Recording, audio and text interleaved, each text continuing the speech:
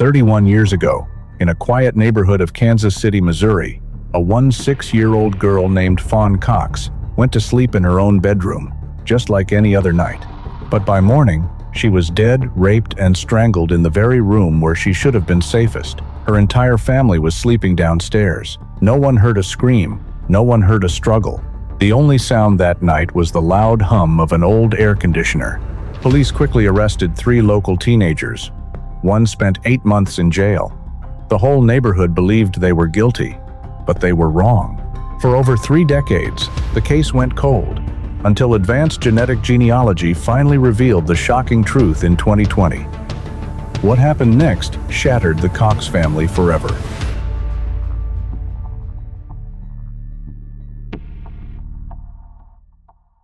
In the summer of 1989, 16-year-old Fawn Marie Cox lived with her family in a modest home in Kansas City, Missouri. As the oldest of 3 sisters, Fawn was known for being responsible, caring, and mature beyond her years. She often helped look after her younger sisters, Amber and Felicia, and was deeply loved by everyone who knew her. Like many teenagers her age, Fawn was beginning to enjoy more independence.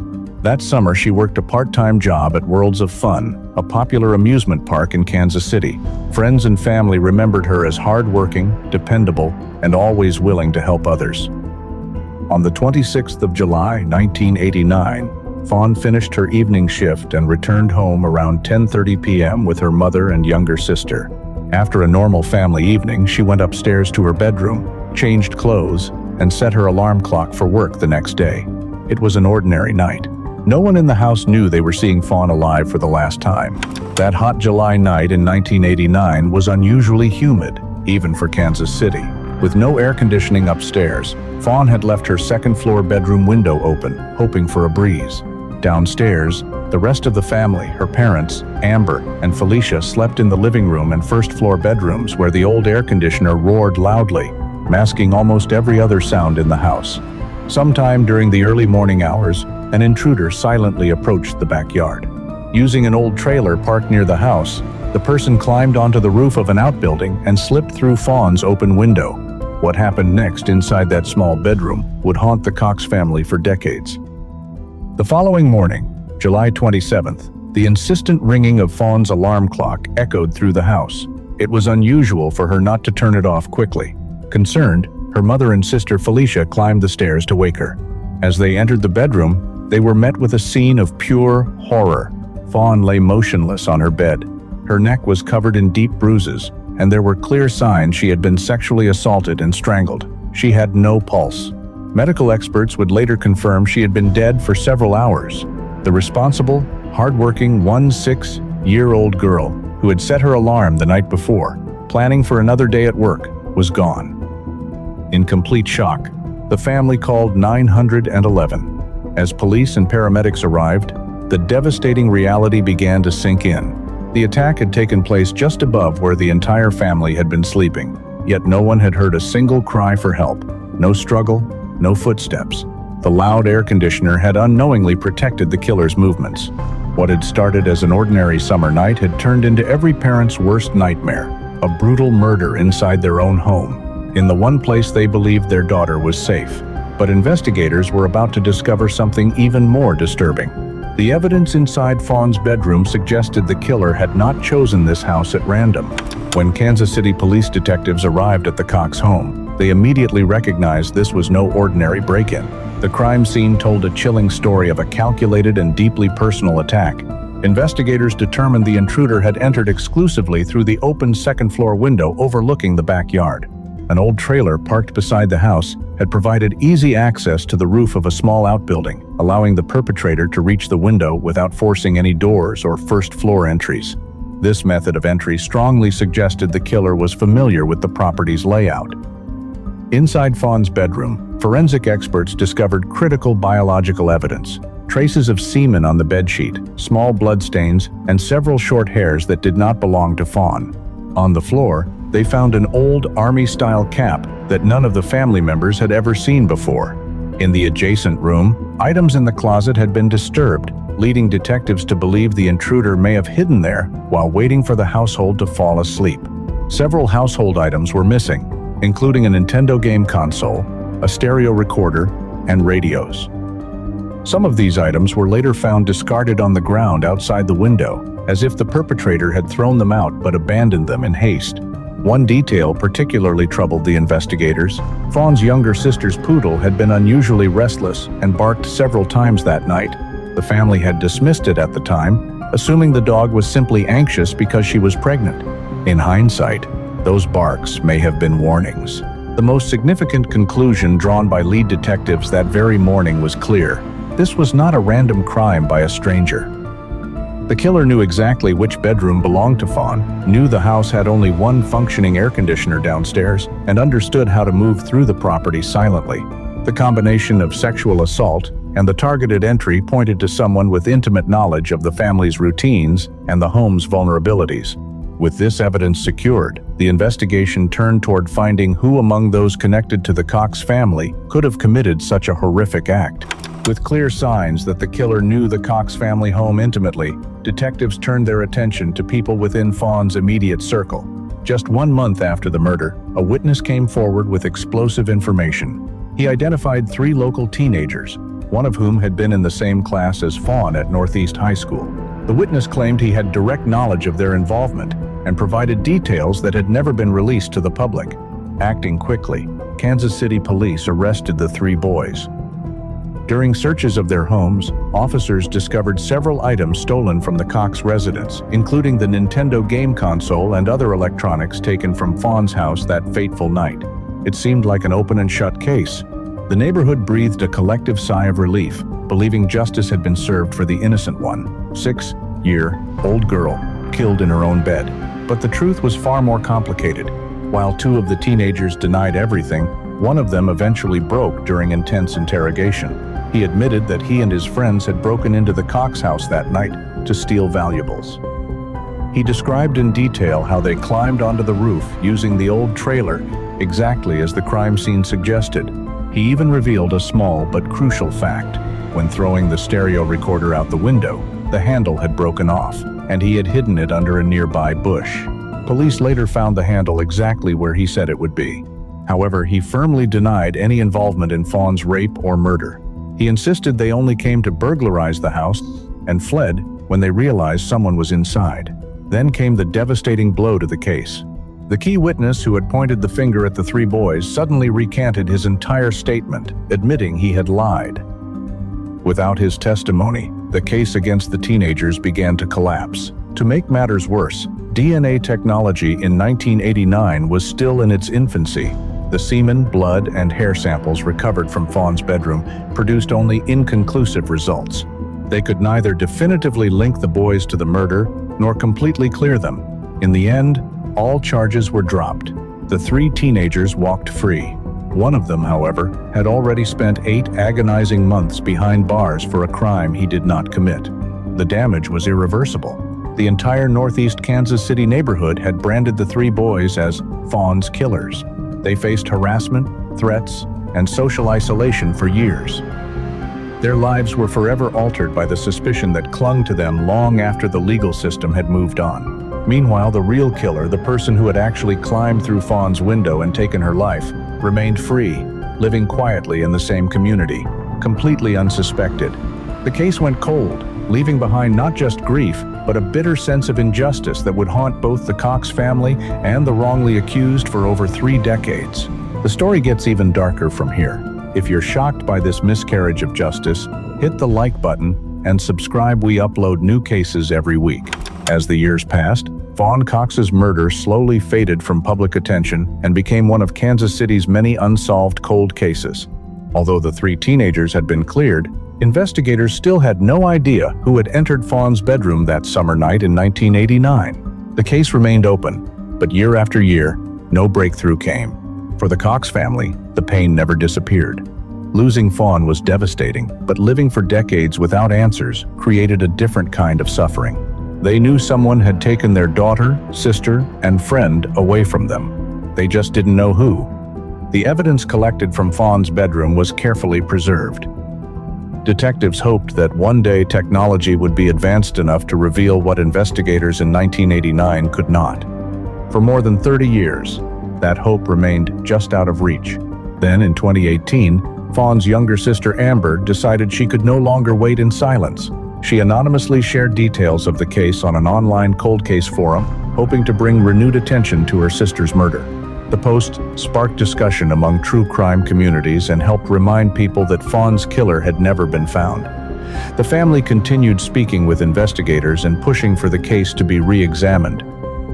They firmly believed that advances in DNA science could finally uncover the truth hidden within the evidence collected decades earlier. Their persistence eventually paid off. In late 2020, more than 31 years after Fawn's death, the Kansas City Police Department partnered with the FBI's Kansas City field office to revisit the case. The preserved biological evidence was submitted for advanced genetic genealogy testing, a revolutionary technique that had already helped solve numerous cold cases across the United States. For investigators, it was another attempt to find answers. For the Cox family, it felt like their final chance. After decades of disappointment, they tried not to get their hopes too high. They had seen leads come and go before, but this time felt different. For the first time in more than 3 decades, science had finally caught up with the evidence. What the testing would reveal was something no one in the family had ever imagined. In late 2020, more than 31 years after Fawn Cox was murdered, investigators finally turned to the one tool that had the potential to succeed where decades of traditional detective work had failed: advanced genetic genealogy. With support from the FBI, the preserved semen evidence collected from Fawn's bedroom in 1989 was submitted for testing. Unlike conventional DNA analysis, genetic genealogy could identify suspects by tracing distant relatives through public genealogy databases and reconstructing family trees. It was the same groundbreaking technique that had solved some of America's most notorious cold cases. For the Cox family, it felt like one final chance at answers. Then the results came back. The DNA profile pointed to a single individual with devastating certainty: Donald Cox Jr. He wasn't a stranger. He wasn't a mysterious intruder from outside the neighborhood. He wasn't one of the 3 teenagers who had spent years living under suspicion. He was Fawn's own first cousin. In 1989, Donald was 21 years old. He had been a familiar presence around the family for years. He had visited the house. He knew the layout of the property. He knew which bedroom belonged to Fawn. He knew the family slept downstairs during hot summer nights because the only working air conditioner was on the first floor. And he knew that the constant roar of that old machine would mask almost any sound coming from upstairs. Suddenly, details that had puzzled investigators for decades began to make perfect sense. The killer had known exactly where to go. He had known exactly how to enter, and he had known exactly how to avoid being detected. On the 10th of November 2020, detectives from the Kansas City Police Department and the FBI met with Fawn's family in person to deliver the news. Sitting in that room were Fawn's parents, who were both still alive, along with her sisters Amber and Felicia. For more than 3 decades, they had lived with uncertainty. Now, they finally had the answer. But it was not the answer they had prayed for. The room reportedly fell silent as investigators explained the DNA findings. The man responsible for climbing through Fawn's bedroom window, sexually assaulting her, and taking her life had not been some unknown predator lurking in the shadows. He had been family. The revelation hit the Cox family like a second loss. They had spent years wondering who could commit such a horrific crime against a 16-year-old girl sleeping in her own bedroom.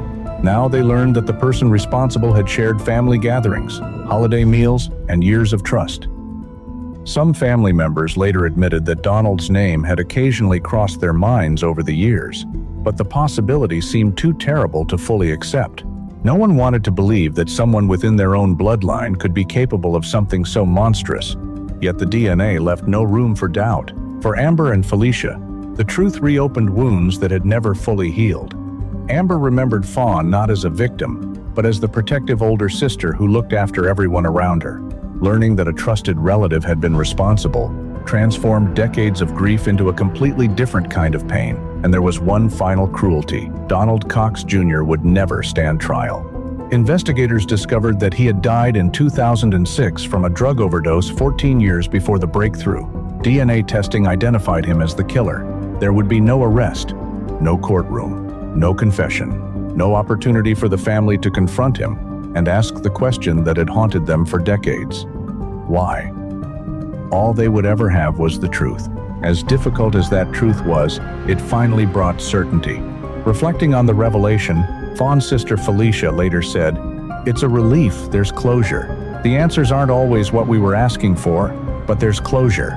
In the years that followed, the Cox family chose not to let the story end there. Instead, they became outspoken supporters of genetic genealogy and its use in cold case investigations.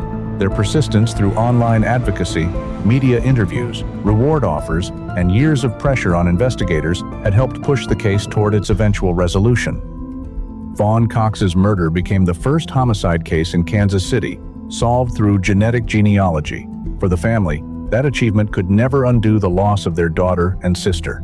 But it meant that Fawn's name would stand for something larger than tragedy. It became a symbol of perseverance, scientific progress, and the belief that even after decades of silence, the truth can still be found. After 31 years, the mystery was finally over. But the greatest shock was not how long it took to solve the case. It was discovering that the killer had never truly been outside the family at all. Though Donald Cox Jr. was identified as the killer, the resolution brought the Cox family something far more complicated than closure. After 31 years of wondering and waiting, they finally had the truth. But it was a truth that cut deeper than any stranger's crime ever could. They didn't just lose Fawn all over again. They lost the last remnants of trust in their own family. Felicia said it simply, and it was enough. The answer isn't always what we were hoping for. Today, Fawn's case stands as a historic milestone, the first murder solved by the Kansas City Police Department using advanced genetic genealogy. But what stays with you isn't the science. It's the image of those biological samples sitting in a storage room for 31 years, waiting for the world to catch up. It's the image of Amber, anonymously typing her sister's story into a cold case forum at midnight, refusing to let Fawn become a footnote. It's also the image of 3 young men who spent decades living under a cloud they could never fully escape, not because the courts convicted them, but because a neighborhood had already decided. One crime, and it broke multiple lives at once. And underneath all of it is the part that's hardest to sit with. The killer wasn't a shadow from the outside. He was someone who knew the house, knew the family, knew which bedroom window to climb through. He had sat at that dinner table. He had been trusted. Fawn Marie Cox was 16 years old. She was responsible, hardworking, and loved. She had set her alarm clock for the next morning. Her killer escaped earthly justice, but because her family refused to stop fighting, her name is now attached to something real, a breakthrough that could help other families still waiting in the dark for their own answers. May Fawn rest in peace. And may the people still out there searching find what the Cox family finally found, even if the truth, when it comes, is nothing like what they imagined. If this story stayed with you, give it a like and share it with someone. Subscribe for new cases every week. Drop your city in the comments, we read every one. See you in the next case.